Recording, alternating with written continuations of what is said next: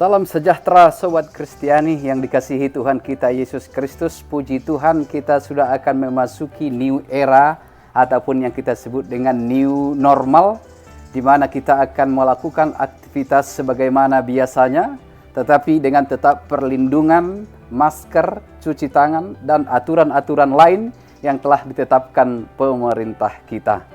Bapak Ibu Sobat Kristiani, dalam perjumpaan kita, kami akan membawakan suatu program baru yang kami sebut dengan Pesan yang Indah. Pesan yang indah ini bukanlah khotbah, karena sebentar lagi kita akan berjumpa dengan pendeta-pendeta kita yang hebat untuk mendengarkan khotbah setiap minggu di gereja. Sobat Kristiani, pesan yang indah dalam episode atau video pertama ini yaitu dari kitab Yesaya pasal 63 ayat 11 sampai dengan ayat 14, yaitu yang menjadi khotbah hari esok di perayaan peringatan turunnya Roh Kudus. Namun sebelum kita bacakan ayat khotbah itu, kita coba sebentar berbicara tentang Roh Kudus, di mana setiap minggu kita menyaksikan pasal ketiga pengakuan iman rasuli, aku percaya kepada Roh Kudus dan adanya suatu gereja yang kudus, dan selanjutnya.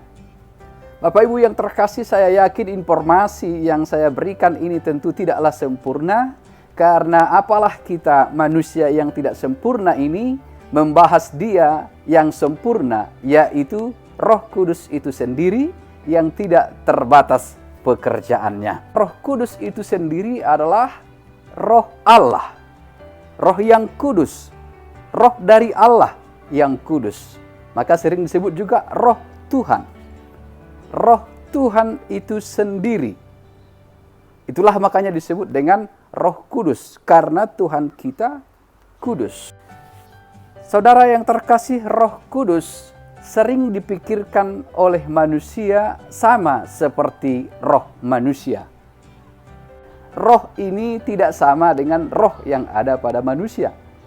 Memang Roh Kudus adalah Roh Tuhan. Dalam penciptaan disebutkan bahwa roh itu dihembuskan Tuhan pada manusia, dan manusia itu pun hidup. Tapi kita tidak bisa mengatakan bahwa roh manusia adalah roh Tuhan. Itu berbeda. Tetapi roh Tuhan ada di dalam diri manusia, kita bisa sebutkan seperti itu.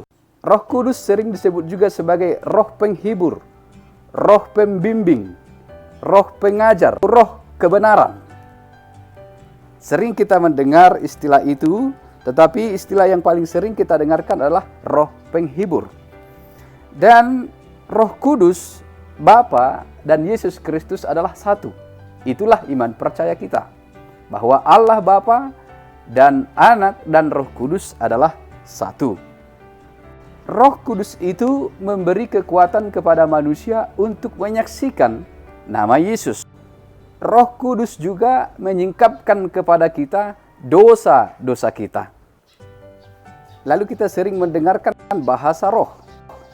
Bahasa roh adalah salah satu ragam-ragam karunia. Tidak semua orang bisa berbahasa roh.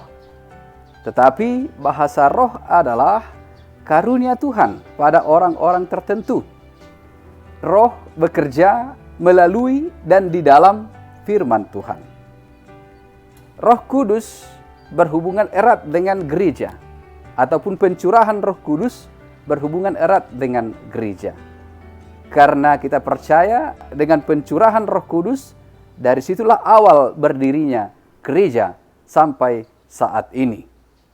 Itulah beberapa informasi yang bisa saya sampaikan sebagai pengantar untuk memasuki perayaan turunnya Roh Kudus di esok hari. Lalu sekarang kita akan melihat pesan-pesan yang indah dalam Yesaya 63 ayat 11 sampai dengan ayat 14. Demikian firman Tuhan. Lalu teringatlah mereka kepada zaman dahulu kala, zaman Musa hambanya itu.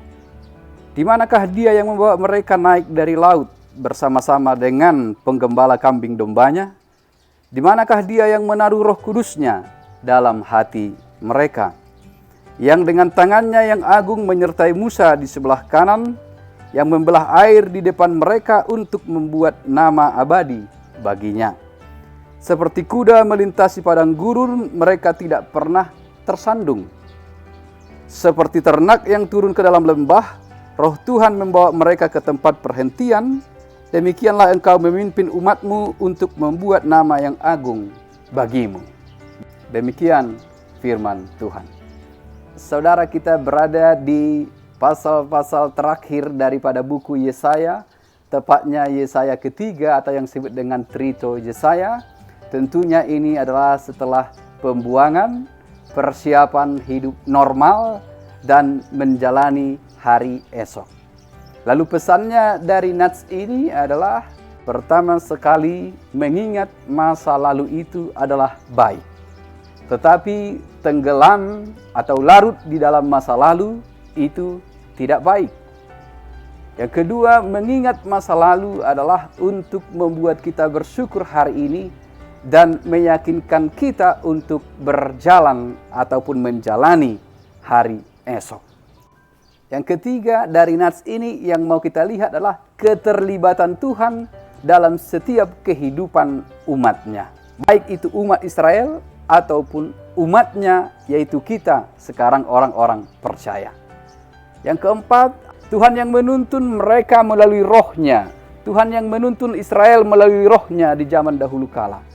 Dan Tuhan juga yang menuntun mereka di masa pembuangan. Dan di masa setelah pembuangan itu menuju kehidupan normal kembali.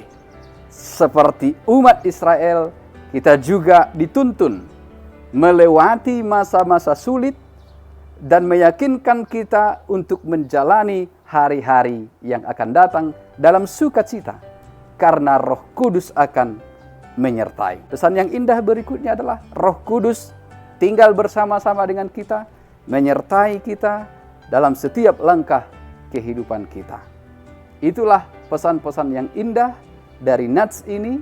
Saya pikir kita akan menemukan kembali pesan-pesan lebih banyak lagi dalam khotbah-khotbah yang akan kita dengarkan di gereja kita masing-masing. Tetapi paling tidak pesan itu sangat kuat, bahwa mengingat kebaikan Tuhan di masa lalu, mensyukurinya di masa sekarang, dan meyakinkan kita untuk menjalani masa yang akan datang. Tuhan melalui Roh Kudus-Nya menyertai kita senantiasa. Amin.